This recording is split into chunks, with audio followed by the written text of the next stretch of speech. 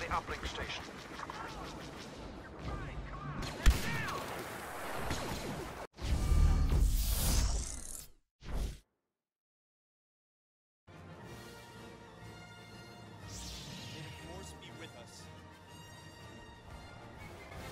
Hello, Grouch Gaming here.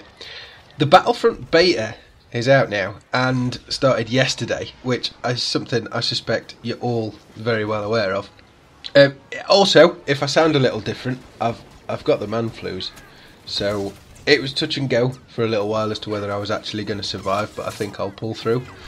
Now, I'm playing this, as some of you, or my regular subscribers will know, I'm playing on the PlayStation 4, and I managed to get some clips together last night while playing with a few friends. The game has its problems, but it was also a lot of fun.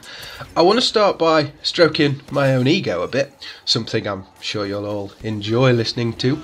I mean, who doesn't like listening to someone harp on about how right they were about something? Oh yeah, no one. I'm actually not going to do that, but if you want to know what I'm talking about, I did a video back in April called Battlefront Theories, where I made some educated estimates, aka absolute fucking guesswork, about how this game would be. First thing is, this is not Battlefield 4, and it's also not Battlefield Hardline. It does have a DICE/Battlefield feel, but plays entirely differently. It's way more arcadey. Not sure if that's a real word, but I'm going with it anyway. The gunplay is pretty simple. There's not much recoil to deal with, but the skill comes from persistent aim. I've not measured this exactly, but it feels like it takes a lot more to kill your opponent. You may think that system potentially removes skill from the game, but I assure you it does not. Headshots have a really nice multiplier, and it requires persistent aim, which is debatably harder than just controlling a burst.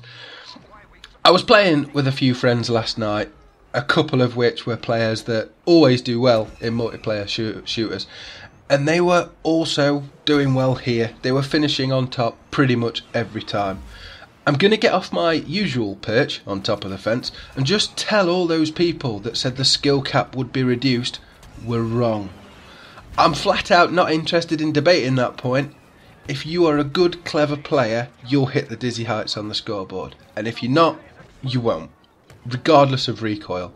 Also, most of my clips are in first person, and that's because I couldn't immediately get used to using third person. I honestly think third person is the better option, but if you've played a first person game solidly like I have for the last 2 years, you may have the same issue. I'm going to work on that because it gives you a much better field of view, and you can see around cover and get a bigger picture of what's going on around you. I've also picked up the hero boosts a couple of times, and there's a few clips in here of it. They are OP, but you do not have them for very long. They are also somewhat derpy as well.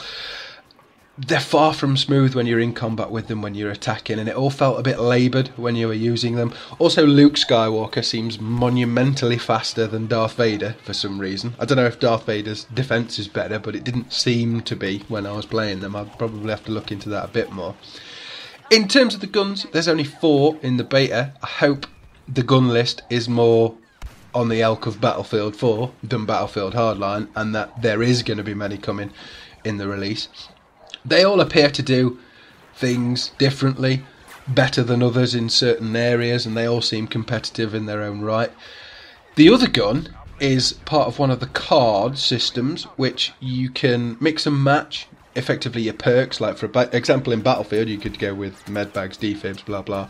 In this, you don't have that set category. You have a selection of cards that you can pick, so you can pick whatever 3 boosts you want. One of them was a little sniper rifle that does a one-shot headshot, very much like a bolt action in Battlefield.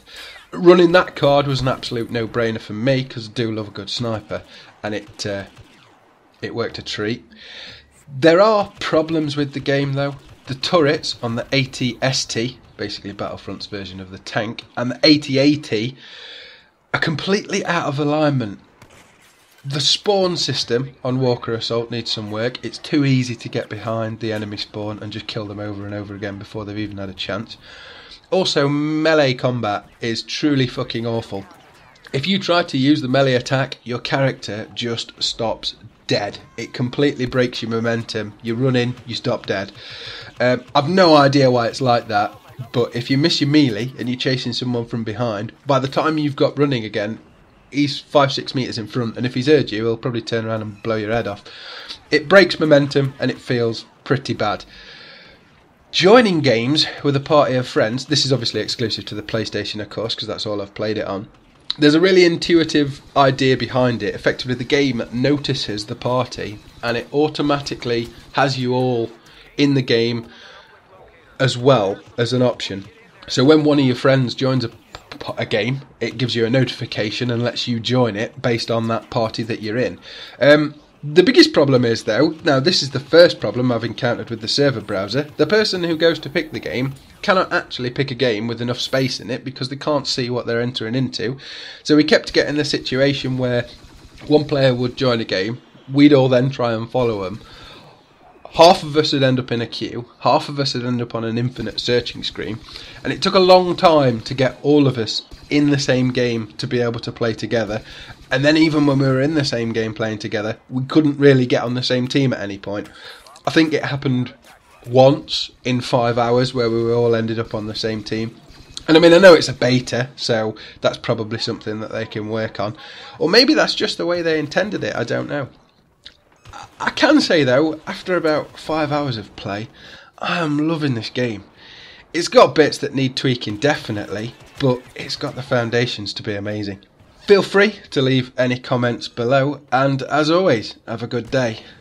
May the motherfucking force be with you. Pew pew pew.